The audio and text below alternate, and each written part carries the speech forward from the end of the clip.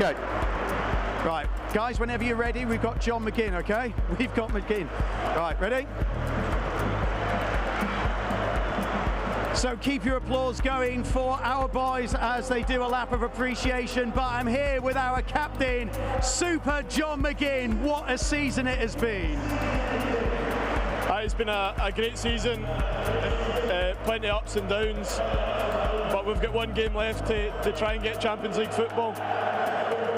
So we're delighted to be in Europe for 3 seasons running, so thank you for all your support, and hopefully we can get the job done. Highlight of the season for you, John. Which game sticks out? Which one will you think about in a few years to come? I think the Bayern Munich game, obviously I was gutted to miss it, but Aston Villa back at the top of European football and competing was special. So hopefully many more nights like that to come. And the support home and away has just been phenomenal this season, hasn't it? It's been incredible. I think I'm proud to be part of this club, to see us competing with the best, and we've got unbelievable fans who travel all around the world. So we've got many special nights to come, and hopefully a more successful season next year. Well, you epitomise everything about Aston Villa. We love you, they love you. You are Super John McGinn. Fantastic season. Up the Villa, mate. Thank you, up the Villa.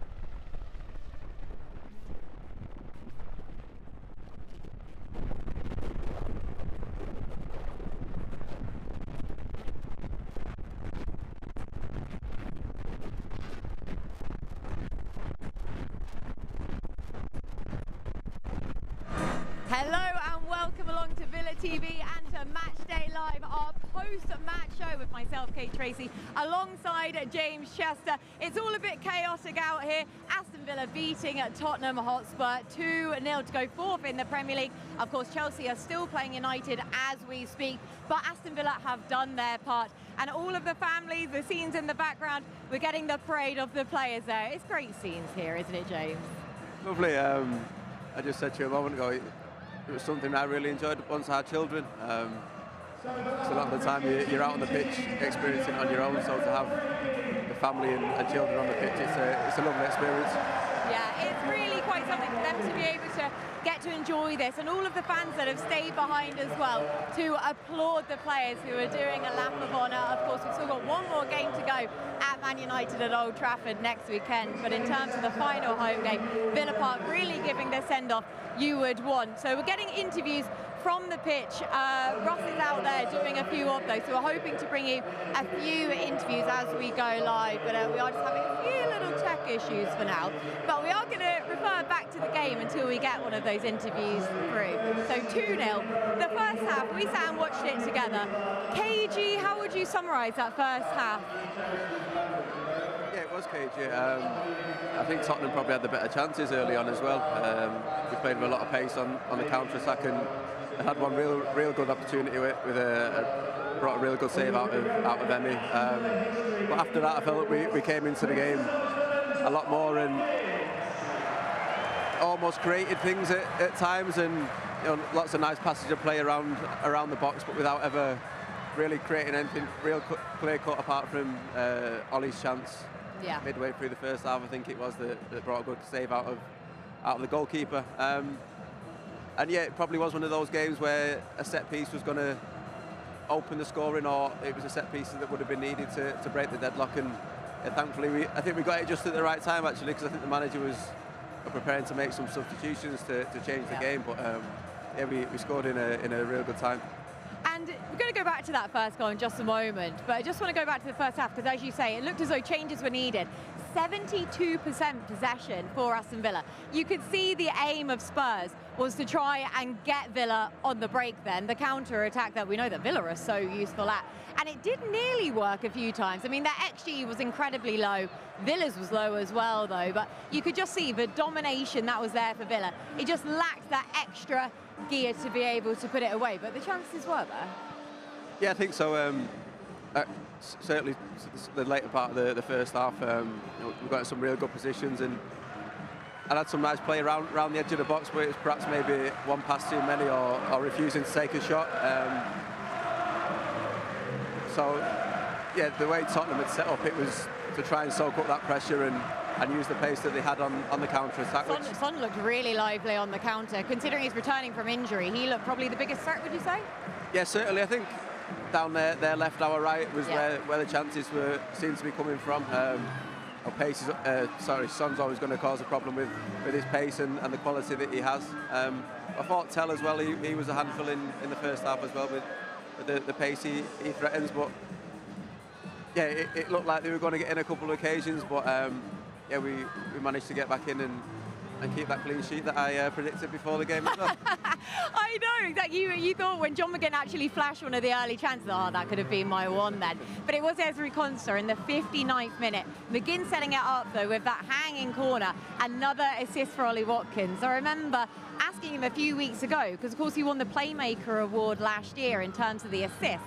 And I remember asking him at the start of the year, is that something that came as a surprise to you? But we talk about his hold-up play, we talk about how selfless he is, and again that came to the fore with teeing up Konsa perfectly. And we know Konsa, he's got his goals this season. He's got one in the Champions League, he's got a couple now in the Premier League as well, so he definitely, considering he's a centre-back, he can put them away. Yeah, I think any extra ball you can add to your game is so important. As is a real good size, and you know, he shows his ability when he's defending, but he's very, very comfortable on the ball, so I'm not surprised that to start seeing him pop up on the score sheet. But yeah, like you mentioned with Ollie there, I don't think you fully appreciate how good a footballer he is until you fully watch him in live and see the hold-up play that he gives and the work rate. I think when you're probably asking him about assists, a header from a corner is probably not one that he'd imagine, but they all count, and it was a really important time in the game for us to score. And you called it at that point. You said, I can actually feel a goal coming here. And it did, didn't it? It all of a sudden felt like that possession and those chances were going to convert into something. So you could see it happening. What was the difference for that? Was it Villa going more on the offence, or was it the fact that Spurs were just starting to show a few dead legs? Yeah, I think when a team sets up like Spurs, you're going to have to be perfect all the time to get a result. And certainly against a team and the talent that Villa have now, they're going to continually ask you questions. And 90 minutes is a long time to play like that. I think after about half an hour, we started to build pressure, and that's when I said to you, I think a goal's coming. And perhaps took a little bit longer than I thought. And I think the start of the second half was a little bit stop-start with the referee taking a while and a little bit of frustration. But I think when a team defends the way Spurs did, you're going to have to be perfect for the whole 90 minutes to get a result. And a set piece, they've switched off slightly, and it's given Villa the opportunity to score a goal. Just mentioned Asensio then. Can we talk about how bright he was throughout this game? I thought he stood over my shoulder when you were looking. Sorry, that was just me gazing into the distance. No, he's not. I will definitely let you know if he does randomly arrive here. But how bright he was. We know what a bright start he had when he joined Villa. And then he just went ever so quiet by his own lofty standards. Today he came back. He was so impactful. And it was interesting the way that he was shaping in comparison to Morgan Rogers. You said from an early start, exactly where is Morgan playing here? And Asensio dropping that bit deeper, but he was really orchestrating a lot of the play. Yeah, he was, and I think the chance I mentioned for Ollie in the first half came from a lovely bit of play from Asensio and sliding the pass through. I think touching on when he came in at the start, at the end of January, I think when you bring players in, you want them to make an immediate impact.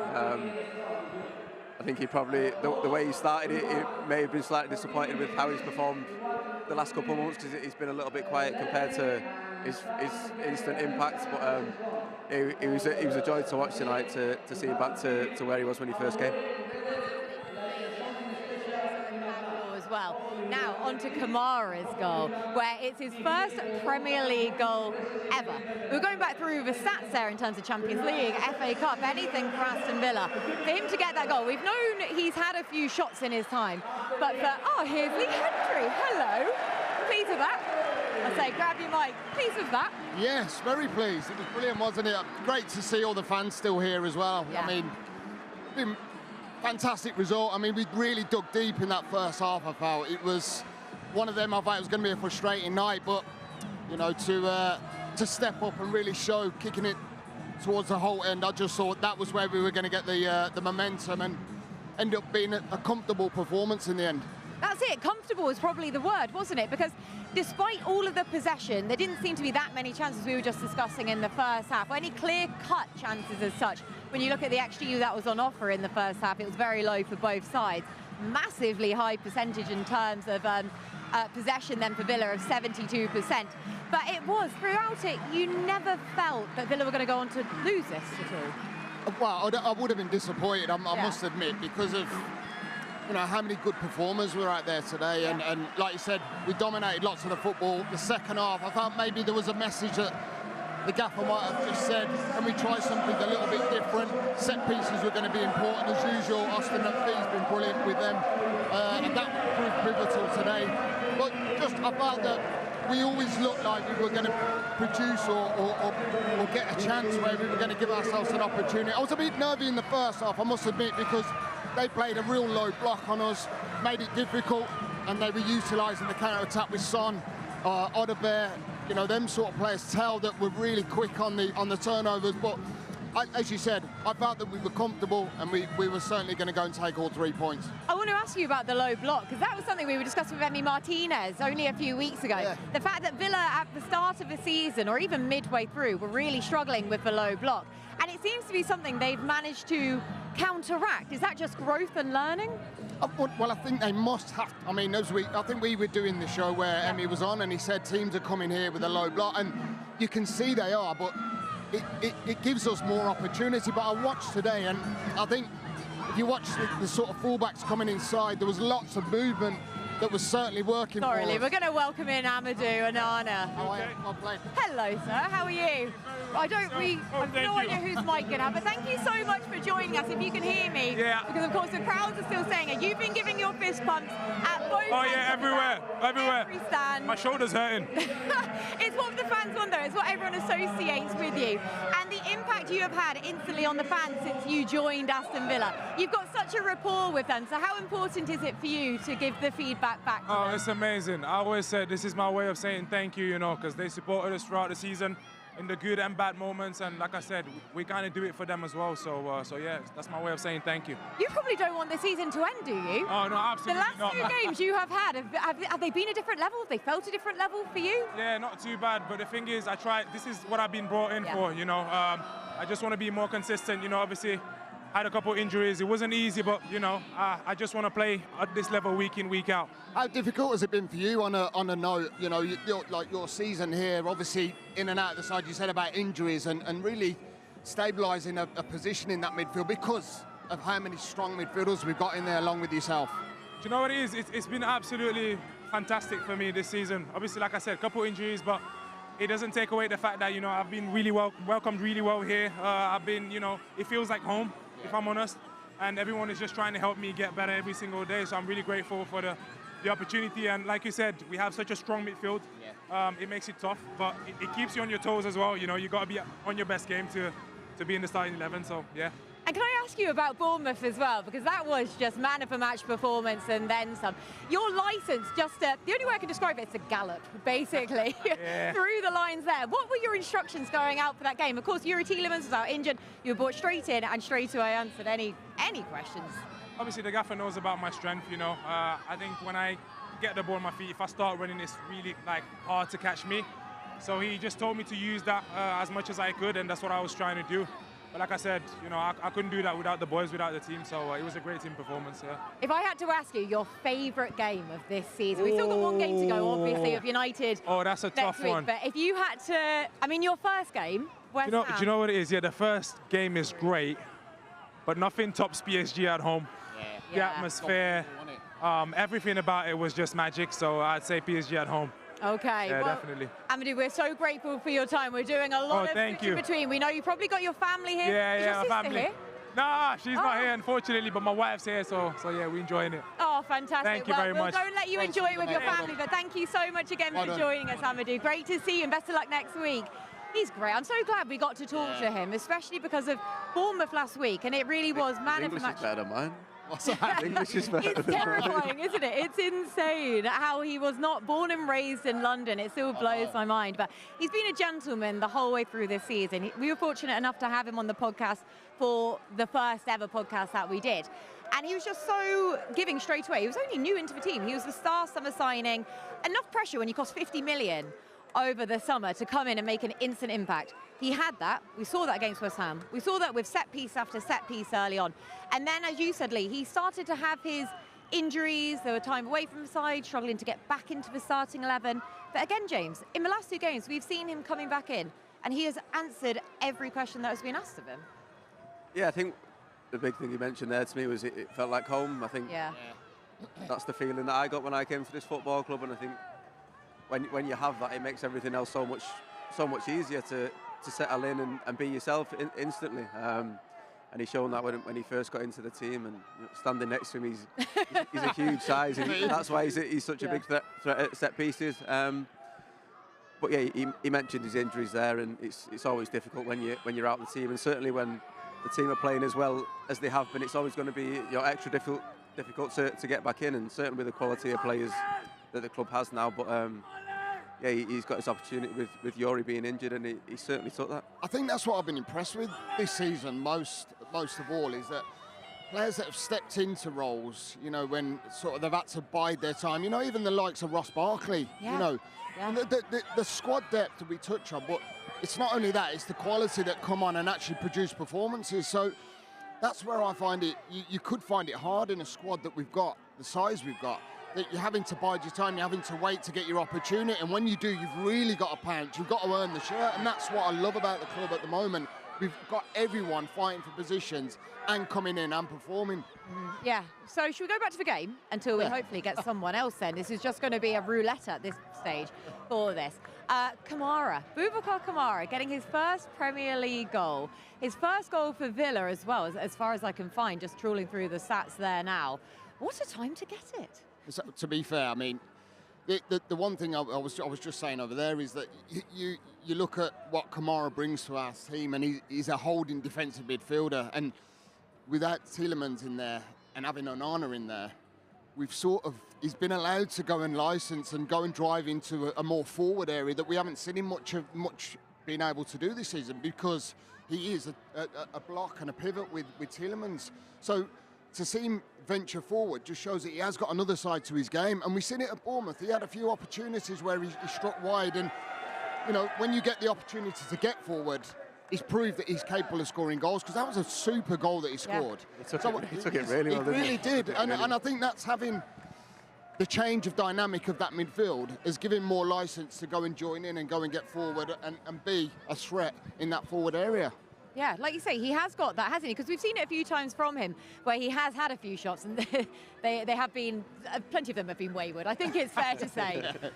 I can't put it in any other way, but to have that other asset then as well. And also, James, we've spoken about this, about the versatility across this Aston Villa team. We talk about the strength and depth and being able to bring players off the bench, but also the versatility, not just in the forward line where we can see Marlon come on. He can be the number 9 then for Ollie Watkins. He obviously plays right wing, but also further back as well. And in that double pivot, we have a whole load of options. But it is that versatility and the freedom and confidence to be able to drive forwards when needed. Yeah, I think the quality of players around you allows you to do that. If you are going to do that, the lads are intelligent enough to spot where the space is and will fill in. I think just on Kamara, he's that good a player. He almost goes unnoticed sometimes because of where he plays and the work he does. It can sometimes go unnoticed, but like Lee said, being allowed to play a little bit further forward as well, it probably brings it into people's eyes a little bit more, and it's just showcasing more of his ability that he has, and he took his goal really well. Didn't he just? Exactly that. And I'm going to give you some stats now. We love stats. Oh, you don't love we? Stato. Trends. This is what it's going to be, a stato over here. So we talk about the possession percentage. It did drop overall for Aston Villa, 69% possession compared to the 31. XG, 1.56 for Villa, 0.32 for Spurs. Total shots, this is quite a standout. 18 for Villa compared to 3 for Spurs. Shots on... guess. Oh, okay. 7 on target and 1. No, you've seen this. You've seen this. I've been checking my notes over my shoulder here. I'm thinking that's unbelievable. You're the real stato behind here. 7-1. Yeah, exactly. Lee's giving it away already there. No, please. I was impressed for half a second then. Accurate passes, 90% for Villa compared to 79 for Spurs. So the whole way across the board, even in terms of corners, 9 compared to their 1. So what's the thing that stands out for you most there? For me, total shots, 18 to 3, would you say? Yeah, and I think even the XG as well is quite phenomenal for an attacking Spurs side that just didn't create anything. I mean, do you know what? I looked at their fans and there was barely, there was so many empty seats. They're probably trying to get to Bilbao as we speak. It's going to take them a week. Yes, but still, it's just been a poor season for them. But you have to look at, we still have to beat sides, and we proved that with the possession we've had. We've been a goal threat on the XG, which is standout, and the shot count is massive. At least we're taking shots on. I felt that could have been a hell of a lot more, even double. I think at times we wanted to work that extra pass in the first half. It was almost like we were trying to get that perfect goal. Yes. And that's what it felt like. There were a few occasions like that, and I said that to you, didn't I, at one point, James, where, like you say, we know the intricacies, we know that Unai has spoken about this, that it's very much an English football way of thinking where the crowd will shout, shoot, from however many yards out. And it's trying to reprogram the brains of fans to be able to think, okay, no, this is the build-up play, this is what we want to frustrate them. There were a few times there where, like you say, in the first half, I'm not entirely sure what that was. Was it... Have you lost me? I've got you. What exactly that was? Was it just a perfect example of Unai ball, or was it just a little bit of tentativeness? I think it was just trying to find that one extra pass that perhaps didn't always need to be found. I think there was a couple of opportunities in the first half where one of the players could have just taken a shot and see where it ended up. I think they were waiting for it to be perfect for them to hit it, or to slide it in for the perfect finish. But I think up until that point, the possession and the way they play is ideal to get themselves into that position. But I think certainly in the first half, it may have been on occasion, one pass too many. Okay, lads, so in terms of the overall game, like I say, it was job done, it was comfortable, it wasn't the most sort of enthralling that we've seen at Villa Park, which we have seen over the course of the season. So I'm going to ask you, what has been your favourite game this year for Villa? Well, I mean, I've seen some absolutely breathtaking games here, and I mean, the PSG one has been phenomenal. It was phenomenal, it really was, because all the odds were stacked against us. Obviously, we were out there in PSG at Paris, wasn't we? And it was, I think we were all a little bit flat, and everyone felt a little bit downbeat because of the result. And then we concede early on here, but I think it was the reaction and the feel factor around this place. It felt like there was a belief there, and it to me felt that we're in the quarter-final of the Champions League, and it wasn't just going gung-ho. It was man management from Unai. He could have easily stuck 2-3 forwards on, but he didn't. He took Rashford off, he put Watkins on. And I just thought that game in particular will always stand out for me because of the European nights, because of the special occasion, and because of the bounce-back factor that we proved that we can beat and we can compete with the top teams. Oh, good answer. That was really nicely done. James, match that. Your favourite game so far this season. You're giving nothing left to say there, have you? And you can't say, well, you can say that one as well. No, do you know what mine was? Mine was Liverpool at home. Ooh, why? Because at that moment in time, Liverpool were the best team in the country by far. And they came here and we went toe-to-toe with them. And I think there was an expectation or a real belief that we could have got a result in that game, and I come away from that match in particular thinking, what a top side that we are now. Yeah. So that's what cemented Villa in terms of them being a well-established top 4, 5, 6 club for you. Was that Liverpool game? Just watching them go against Liverpool and the belief that they were showing and how prepared the manager had them, and the players being able to take on that information and deliver it in a performance. I come away from that game certainly thinking, it was a top game to watch first and foremost, and just how far this team and squad have come. Can I throw in another one that I think everyone will say? Well, most people will say Bayern Munich. Oh yeah. Surely, the vast majority of people, their first thought when they think about an iconic game in terms of a fan base for this season, that win over Bayern Munich, where how resolute Villa had to be in defence throughout, and everyone, they were just warriors out there. Of course, an unbelievable goal to win it from John Duran. We knew that Philogene was fantastic, who of course also isn't here. Just goes to show how fast this season can move, that 2 players aren't even here anymore that were featured so heavily in that game. But it was more the magnitude of Bayern Munich over everything else. Again, as you say about establishing Villa as a top draw team in the Premier League, that was in terms of Europe, Lee. Yeah, it was. I mean, I was really gutted that I wasn't here on the night. I was commentating on a 0-0 game at Bristol City, which I do not want to go to because I had the actual game on my phone, and it was a lot more. It was very excitement. The excitement for me on my phone was outrageous. It was like being here. But obviously, I know what this place is like, and like you said, some of the goals. The magnitude of the game with playing against Bayern Munich, for so many reasons of this club being in Europe. I mean, I watched that game over, and I was jealous that I wasn't here, if I'm being quite honest. Yeah, okay then. Yeah, so I'm pleased that we got to at least throw that one in anyway. So we've only got a few more minutes left, lads. So I'm going to also ask you, your player of this season. James, you want some thinking time. You've looked away, straight away, wistfully into the distance there. Trying to go through them all in my mind. I think Tielemans has been outstanding this season. Did you expect it at the start of the season? No. When we lost Dougie Luiz, the concern was there. Yeah, that was the concern. But I felt that Tielemans could step up and be the governor in that midfield. I really did, because I know that he's got quality. I felt when he first came here, he struggled a little bit. I think maybe he might have thought he was just going to walk into the team, but he had to find his way. He had to build his way into the team, and since then, I mean, he's been outstanding. He really has. And I'll chuck a Konsa in there as well. I think Ezri Konsa's been an absolute. You're right. You leave him in nothing to say. Oh, sorry. That's why I looked at James straight. Ez is my favourite. He just said that throughout this game. He said that Konsa's probably has been his favourite player this season. So I just had to look. I'm enjoying myself. I'm glad you are. And no, honestly, like so you can have two straight away there. We'll give you Yuri's your number one, then Ezri is number two. Go on, you may as well stick in a third as well. Then go on. Who's third? Who's bronze? Oh God. Oh, you'll have to come back to me Kamara, on that. Rogers. Yeah, okay, there you go. Fantastic. Right, there you go. 1, 2, 3.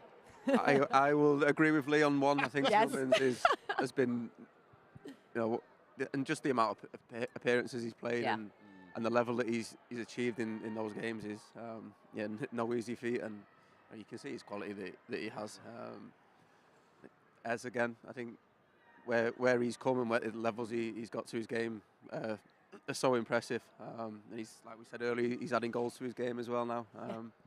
I think third for me, John McGinn's difficult to look past just because of what he's done for this football club. And he's risen to every occasion, hasn't he? Well, you hear kind of whispers and murmurs out there saying, oh, have Villa, now that they're a Champions League team, have they potentially outgrown our club captain? But as you've just said there, both PSG games, he was man of the match in both of those. Every time Villa have taken a step up, John McGinn's taken another step up. Yeah, exactly. He's just grown as the club's grown. His talent and ability is proven to be endless. Every task that's put in front of him, he matches with flying colours.